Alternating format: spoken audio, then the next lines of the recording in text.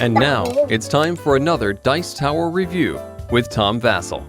Hey folks, today we're taking a look at a small game called In the City Origins, which, I have to say that the cover of this box does not, if I saw this on the shelf, I'd say, oh, that's an interesting historical book. Well, this game doesn't have any really historical background at all. It's from Sherwood Games, and it's about the king has died, and you're trying to save the city from usurpers and such, and it. Okay, well, let's take a look at it. I'm just saying that I thought the cover was kind of bland, but that doesn't necessarily reflect the game.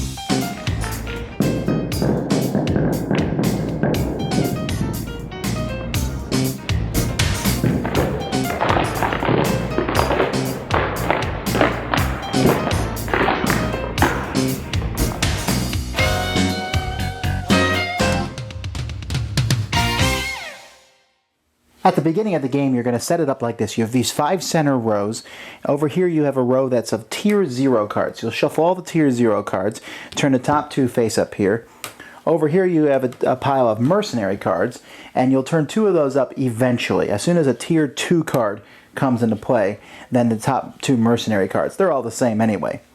These decks are made up of Tier 1, 2, and 3 cards, and the exact contents of each of these decks here is based on how many players are in the game. So for example, this is a 3-player game, so there would be 3 Tier 1 cards, 4 Tier 2 cards, and 2 Tier 3 cards.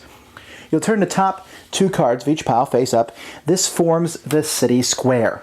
Each player is dealt 3 leader cards, and they're going to pick one of these leader cards secretly. So maybe I want the Matriarch of Strength, or the Rainbow Praetor, or the Duchess of Seduction, or the Lord of the Lance, or the Portent of Mayhem, or the Conclave of the One, or the Tsar of Tears, or the Sultan of Trickery. I love these names. All right, now when you pick whatever leader you pick, you're going to notice there's a stat there in a bag. That stat is the influence that leader has. There's also special ability that they might have. For example, static here is a special ability that will happen. Turn means once per turn you can do whatever that ability says. Players have a influence tracker that you will move using this stone to show how much influence. So I have 3 influence maybe. Let's say I took the Tsar of Tears, and so I start with 3 influence with him. As the game progresses, I'll get more influence and I'll keep track of it here. Sometimes you have temporary bonuses or negatives to influence, or something else happens to you, and so you can use another marker to keep track of that. On a player's turn, they can buy any card from the bottom row. Now, when you buy a card from the bottom row, you're going to be looking at the top stat. There's 3 stats on these creatures. There is the stat there, that's how much influence you need to recruit that hero. So this one's 4, so I can't do that guy. So let's go to the next one. Also 4. Oh, this guy's only 3, so I can get the Tactical Consultant. He's 3, and once I add him to in front of me, next to my leader, he will increase my influence by 1. So that means next turn I can get the Deadly Woman. Yes! He also is worth 0 victory points at the end of the game. That's victory points. So as the game progresses, you'll see some of these people are 1, 2, or 3. For example, the Street Snitch here is just worth 2 victory points. The Tactical Consultant also comes with a special ability where I can sacrifice him to split my influence to recruit an extra creature this turn. So in the future, maybe I will get rid of him so I can get 2 people. So each of these people have different abilities. The Tier 0 people are pretty pathetic. This guy just adds 1 to my influence. That's it. But they're always easy to add. And so as the game progresses, you're going to see better and better creatures. Once Tier 2 people enter the field, then mercenaries will show up, and mercenaries they're not worth any points, and they don't give you any special abilities, but they do add 3 to your influence. Now I'm just going to show you kind of some examples of the different creatures. Many of the creatures are different colors. There's red, white, blue, green, purple, and gold, and some of the special powers and things have effects based on different colors. Fearsome Cohorts. Gain +2 influence if you have 5 or more creatures in your faction. This guy's the Priest of Life. He's worth 2 victory points, so certainly 1. Many of the people will allow you to mess with the row. For example, this guy can switch the 2 rows in the city square. So you put the people in the top row to the bottom row. By the way, when you recruit somebody, the the row moves down. The card above it moves down, so that's able to be recruited next turn, and then the top card of the deck is flipped over. This one here, you can give one of your creatures to an opponent, then steal a creature from them with equal or less defense than that creature. Now this is an expensive one. You can see this one costs 12. The influence you need to get creatures really ramps up as time goes by, and many of them have abilities that affect your opponents. This has an unlist, which means as soon as you get the creature, you do what that ability does. Here's another one: sacrifice a creature that you control, then destroy an opponent's non-tier 3 creature with equal or less victory points. It's craziness. Here you put counters on the canine breeder each turn. The prismatic hatter. This guy has 4 points, but you can only recruit them if you have a creature of each color. Again, the colors come into effect. Here's a hitman where you just kill one of your opponent's creatures. Each player with the most creatures sacrifices a non-gold creature. The virtuoso of music, the demigod of time. And you can see how the amount of influence you need really ramps up. So the game is going to progress until 2 of these rows are completely gone, whichever 2 they are. When 2 rows are gone, the round will end and players will count up the points and the cards in front of them. The person with the most points is the winner. All right, don't judge a book by its cover. Probably someone shouted out as they watched that intro, and that's possibly right. But I think we need to talk about it. I'm not a big fan of using public domain artwork in this game, as this one did.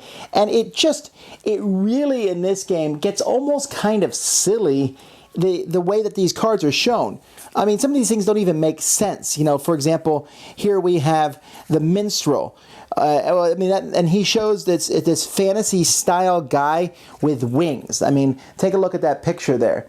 I don't really see how that fits the theme of the game. It looks like they just found some drawing. Or here, the drunk man. I mean, these things are funny. Or this one. This one completely flummoxes me. Okay? This is the supremacist. Now, what is that? Is it a cow looking towards the thing? Do they think cows are better than humans? I mean, it's funny, I suppose, but because the artwork is just pulled from all these public domain pictures, it gives the whole game this lack of cohesiveness. Okay, so I don't like it. I mean, don't get me wrong, we laughed and, I want the drunk man, I killed the drunk man, stuff like that. That was funny, but was the game trying to be funny? It doesn't look like it's trying to be funny. Okay, so artwork, components, okay. Card quality could have been better, but not the end of the world. Gameplay itself. You know what? I like this. It's very simple. However, don't play it with 5, probably not even with 4. There's just too much stuff going around. It's very chaotic, and because people are attacking, they're simply going to go, ooh, who's the leader? With 2 players, there's a lot more back and forth. Even 3 players, it's not a bad game. It's just a simple game of drafting as you build up I think of them almost as an army in front of you, and you're building up your influence, and it's almost a race to see who can get the better cards first. I'm not sure everything's balanced. The leaders definitely don't seem balanced. They don't seem like they're off kilter, and they don't affect the game that much. But some leaders just seem a little better than others. And some cards, like there's one card that's worth a lot of points and then can't be stolen from the person who gets it. Well, that's dumb. I mean, if a card's that big of a point swing, then it's unstealable in a game where people are stealing and fighting back and forth, it gives the person who got it a huge advantage. But as it is, I don't take the game on all these levels. I think on a very simple family-based level, and in that regard, I think it's fun. And had it family-friendly artwork, I'm not saying this is not family-friendly, but just artwork where I'd be like, hey, doesn't this look fun? Because right now, if I show it to people, they're like, what is this, Old English Magic the Gathering? No, it's a real simple, easy game. I mean, this whole game needs to be graphically redesigned, add artwork, published, maybe the cards tweaked a bit, and wow, I think this game could be a big hit. As it is, it's okay with 2 and 3 players, and too chaotic and long with 4 and 5, but something that, I think offers some interesting ideas to a card game. It's just that I think a lot of people are going to judge it by its cover. Thanks so much for watching the Dice Tower videos. Find more great videos and reviews, as well as our top-rated audio podcast at Dicetower.com. You can also find other great shows at DicetowerNetwork.com. I'm Eric Summerer, and you've been watching The Dice Tower. The Dice Tower is sponsored by Cool Stuff Inc., where you can find great games for great prices. Cool stuff in stock. Check them out at CoolStuffInc.com. Shut the door. Do, do.